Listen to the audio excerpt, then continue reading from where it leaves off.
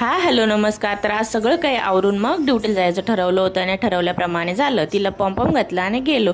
नंतर ना दुपारी एक पार्सल रिटर्न करायचं होतं, तेच रिटर्न करायला गेले होते। ते किचन क्लीनर ते काही युजफुल निघलं नाही। नंतर ना संध्याकाळी मम्मीने ना इडलीचं बॅटर भिजत घातलेलं होतं, म्हणे इडली ना बनवूनच नाही कारण तुला खूप उशीर होऊन जाईल घरी गेल्यावर बनवायचं म्हटल्यावर। आणि चहा पण सोबत बनवली। नंतर घरी आले आणि सांबार बनवायला घेतला कारण ठमूबाईने इतका गोंधळ घातला होता ना, तिचे पप्पा तिला बाहेर घेऊन गेले फिरायला। आणि नंतर मग मी तर सांबारची तयारी केली आणि सांबार बनवून घेतला।